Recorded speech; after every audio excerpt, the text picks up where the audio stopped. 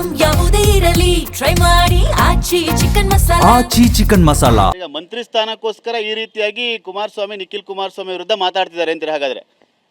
ಭಾಳ ಸ್ಪಷ್ಟ ರೀ. ಒಂದ್ಸಲಿ ಸಚಿವ ಸಂಪುಟ ಆಗಲಿ, ಯಾರ್ಯಾರು ಮಂತ್ರಿ ಸ್ಥಾನದ ಒಳಗಡೆ ಇರ್ತಾರೆ, ಯಾರ್ಯಾರು ಹೊರಗಡೆ ಇರ್ತಾರೆ, ಆಮೇಲೆ ಇವತ್ತಿರ್ತಕ್ಕಂಥ ನಡೆಗಳೇನಿದೆ, ನಾಳೆ ಏನಾಗ್ತದೆ ಅನ್ನೋದು ಬಹುಶಃ ಸಾರ್ವಜನಿಕ ವಲಯದಲ್ಲಿ ಜನ ನೋಡ್ತಾರೆ. ಈಗ 5 ಎಕರೆ ಭೂಮಿನ ಬಿಟ್ಕೊಟ್ರೆ ಆ ರೈತರು ಯಾರು ಹೋರಾಟ ಮಾಡ್ತಿದ್ದಾರೆ ಅವರಿಗೇನೆ ಆ ಜಮೀನನ್ನ ಕೊಟ್ಟು ನಿಖಿಲ್ ಕುಮಾರಸ್ವಾಮಿ ಲೇಔಟ್ ಅಂತ ಹೆಸರಿಡ್ತೀವಿ ಅಂತ ಹೇಳಿದ್ದಾರೆ ಬಾಲಕೃಷ್ಣ. ಅಯ್ಯೋ ರಾಮನೆ, ರೈತರು ಹೇಳ್ತಾ ಇರೋದು ಇಲ್ಲಿ ಯಾವುದೋ ಕಮರ್ಷಿಯಲ್ ಆ್ಯಕ್ಟಿವಿಟೀಸ್ ಬೇಡ, ಇಲ್ಲಿ ಬಾಲಕೃಷ್ಣ ಅವ್ರ ಥರ ಯಾವುದೋ ಲೇಔಟ್ ಮೈಂಡ್ ಸೆಟ್ ಇರ್ತಕ್ಕಂಥ ರೈತರು ಯಾರೂ ಇಲ್ಲ.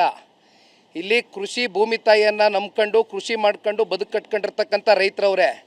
ಅವ್ರಿಗೆ ಯಾಕ್ರಿ ಬೇಕು ಲೇಔಟು, ಅವ್ರಿಗೆ ಯಾಕ್ರಿ ಬೇಕು ಕಮರ್ಷಿಯಲ್ ಬಿಲ್ಡಿಂಗ್ಗಳು?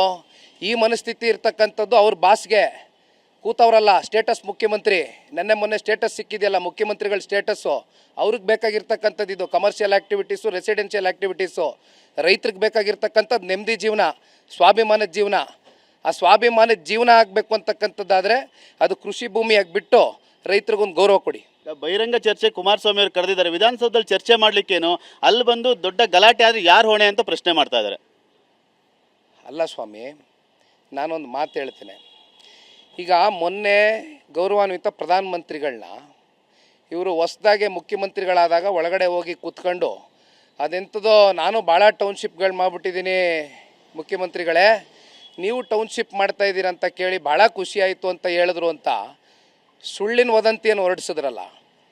ಇವತ್ತು ಅಲ್ಲಿ 2 ಲಕ್ಷಕ್ಕೂ ಹೆಚ್ಚು ಗಿಡ ಮರಗಳು ಹಾನಿ ಆಗ್ತಾ ಇದೆ, ಪರಿಸರ ನಾಶ ಆಗ್ತಾ ಇದೆ ಅಂದರೆ, ಅಥವಾ ರೈತರಿಗೆ ಅನ್ಯಾಯ ಆಗ್ತಾ ಇದೆ ಅಂದರೆ, ಅಥವಾ ಅಲ್ಲಿ ಕೃಷಿ ಚಟುವಟಿಕೆ ಮಾಡ್ತಕ್ಕಂಥ ರೈತರು ಫಲವತ್ತಾದಂಥ ಭೂಮಿ ಮೇಲೆ ಅದನ್ನು ಮುಂದಿಟ್ಕೊಂಡು ಅಲ್ಲಿ ಇವರು ಟೌನ್ಶಿಪ್ ಕಟ್ಟಕ್ಕೆ ಹೊರಟಿದ್ದಾರೆ ಅನ್ನೋದಾದರೆ ಪ್ರಧಾನಮಂತ್ರಿಗಳು ಇದಕ್ಕೆ ಸಹಿ ಹಾಕಿರೋರ, ಬೆಂತಟ್ಟಿರೋರ? ಅಲ್ಲಿ ಗ್ರೌಂಡಲ್ಲಿ ಹೆಣ್ಮಕ್ಳಿಗೆ ಹೋಗಿ ಮಾತಾಡ್ಸಿದ್ರೆ ಕನ್ಫ್ಯೂಷನ್ ಕ್ರಿಯೇಟ್ ಮಾಡಿದ್ಯಾರು? ಈ ಥರ ಕನ್ಫ್ಯೂಷನ್ಗಳಾಗಬಾರ್ದು ಅಂತ ಇವರು ವಿಧಾನಸೌಧಕ್ಕೆ ಒಳಗಡೆ ಕರೆದು 4 ಗೋಡೆ AC ರೂಮಲ್ಲಿ ಕೂತ್ಕೊಂಡು ಕಾಫಿ ಕುಡ್ಕೊಂಡು ಮಾತಾಡಿ ಸೆಟಲ್ಮೆಂಟ್ ಮಾಡ್ತಕ್ಕಂಥದ್ದು ಬೇಡ.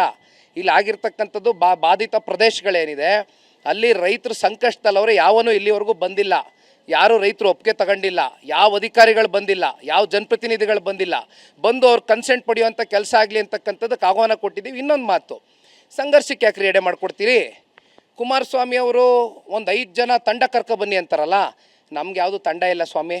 ತಂಡ ಇರ್ತಕ್ಕಂಥದ್ದು ನಿಮಗಿರ್ತಕ್ಕಂಥವ್ರು ಪಾಪ ನಿಮ್ಮನ್ನು ಇಂಪ್ರೆಸ್ ಮಾಡಿ ಸಚಿವ ಸ್ಥಾನ ಗಿಟ್ಸ್ಕೋಬೇಕಾಗಿರೋರು ನಿಮ್ಮಿಂದ ಇರ್ತಕ್ಕಂಥವ್ರು.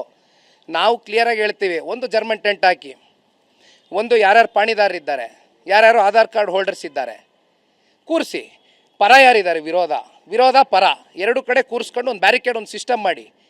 ನಮ್ಮ ಕಾರ್ಯಕರ್ತರು ಬರಲ್ಲ, ಅವ್ರ ಕಾರ್ಯಕರ್ತರು ಅವ್ರ ಚೇಲಗಳು ಬೇಕಾದ್ರೆ ಕರ್ಕೊಂಡು ಕೂರಿಸ್ಕೊಳ್ಳಿ, ಅವರು ನಮ್ಮದೇನು ಅಭ್ಯಂತರ ಇಲ್ಲ. ಮಾತಾಡೋಣ ರೈತರ ಸಮ್ಮುಖದಲ್ಲಿ, ಸತ್ಯಾಸತ್ಯತೆ ಏನಿದೆ, ಎಷ್ಟು ಜನ ಕೊಡಕ್ಕೆ ರೆಡಿ ಇದ್ದರೆ ಪ್ರಾಜೆಕ್ಟ್ ಮಾಡಲಿ ಸ್ವಾಮಿ, ನಾವೇನು ಹಿಡ್ಕೊಂಡು ಕೂತಿದ್ದೀವ? ವಿರೋಧ ಇದ್ದರೆ ಅದು ಉತ್ತರ ಕೊಡಲಿ ರೈತರಿಗೆ.